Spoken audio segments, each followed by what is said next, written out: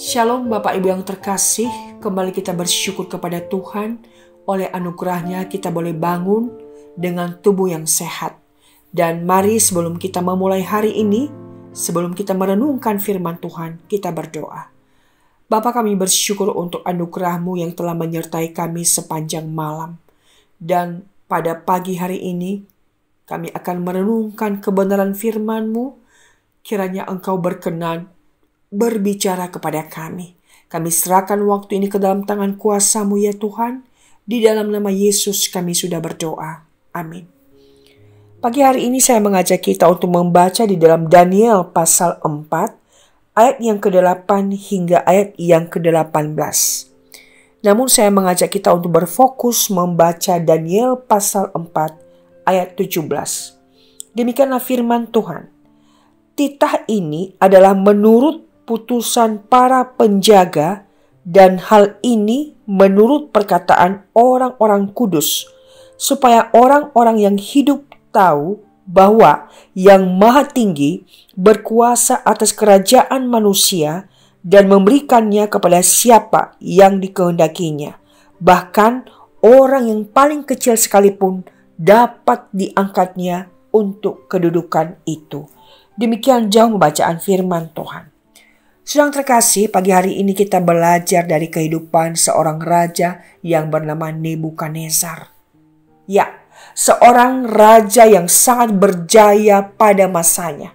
Boleh dikatakan seorang raja yang memerintah dengan kekuasaan yang luar biasa dan begitu banyak bangsa-bangsa sekitar yang ditaklukkannya. Dengan kejayaan itulah, maka Nebukadnezar merasa sombong. Ia merasa dirinya hebat, ia merasa dirinya pintar, dan dari segala bangsa yang ada di sekitarnya, ia merasa bahwa dia satu-satunya yang terhebat. Nah, saudara, ketika Nebukadnezar bermimpi, ia gelisah dengan mimpi itu. Ia sangat penasaran. Ia bingung apa arti mimpinya. Dan kemudian dia memanggil Daniel yang dinamainya Belsazar untuk mencoba menceritakan apa arti dari mimpi tersebut. Dan ketika Daniel memberitahu arti mimpi itu, maka jelas bahwa Raja Nebukadnezar yang sombong itu akan direndahkan oleh Tuhan. Hidup seperti hewan adanya. Dan kemudian pada masanya Tuhan memulihkan akal budinya. Dan ia kembali ingat kepada Tuhan dan memuji Tuhan.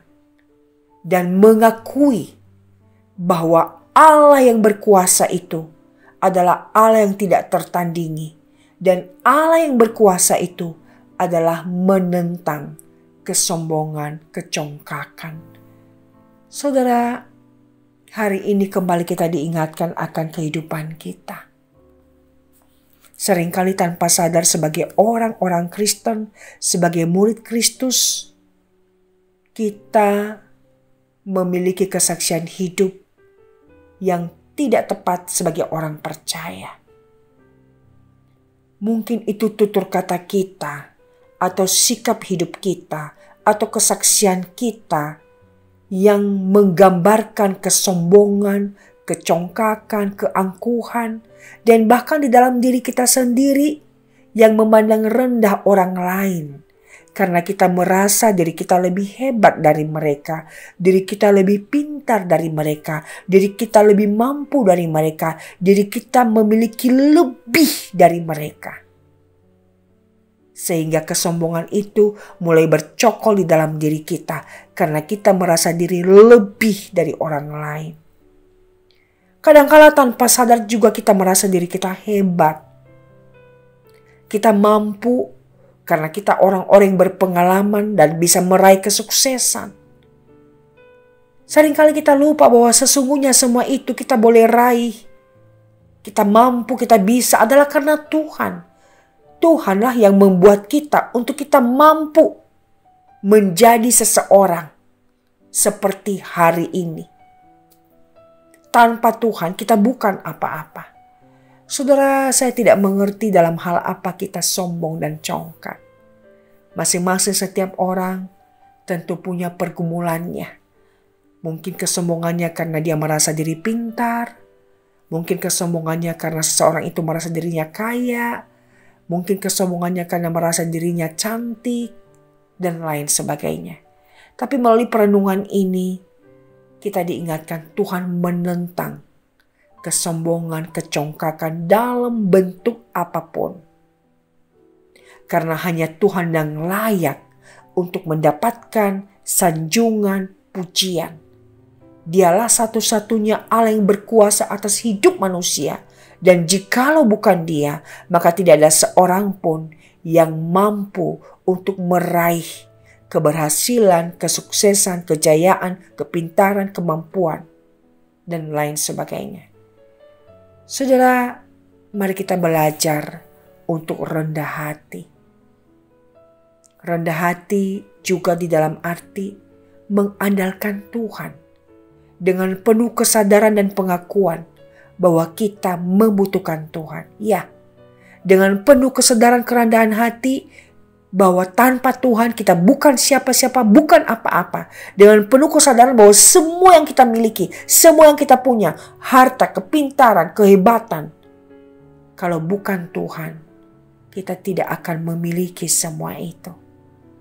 Biarlah semua yang Tuhan berikan dalam hidup kita membawa kita untuk lebih lagi bersyukur dengan mewujudkan hidup yang memperkenan Tuhan. Tuhan menolong kita untuk hidup semakin lebih baik, menjadi pribadi yang memperkenan Dia, menjadi kesaksian yang benar, kesaksian yang sungguh boleh menjadi berkat bagi orang-orang di sekitar kita, sehingga melalui kita orang akan mengenal dan memuji Allah yang telah memberkati kita. Tuhan memberkati kita melalui firman ini. Amin. Mari kita berdoa. Bapa, terima kasih buat perenungan ini. Kembali kami diingatkan bagaimana kami hidup sebagai orang-orang sudah Engkau berkati, yang sudah Engkau memberikan segala sesuatu dalam hidup kami. Dan semua itu ada dalam diri kami, bukan karena kesalehan, kebaikan, kehebatan, usaha perjuangan kami. Bukan Tuhan, kami sadar semua itu hanya karena anugerah Tuhan semata. Karena Tuhan bermurah hati kepada kami. Ajar kami untuk mensyukuri semua itu dengan mewujudkan hidup yang terus bersandar pada anugerah Tuhan untuk memperkenan Engkau dalam hidup kami.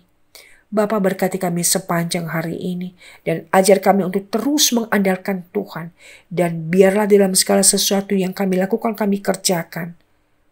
Di sana Tuhan boleh nyata dan kami boleh memuliakan Engkau. Ini hidup kami Tuhan. Ketika Engkau memberkati kami dan membuat kami sebagaimana adanya hari ini, biarlah itu boleh menjadi kesaksian yang membawa orang-orang untuk percaya kepada Tuhan. Terima kasih Bapa.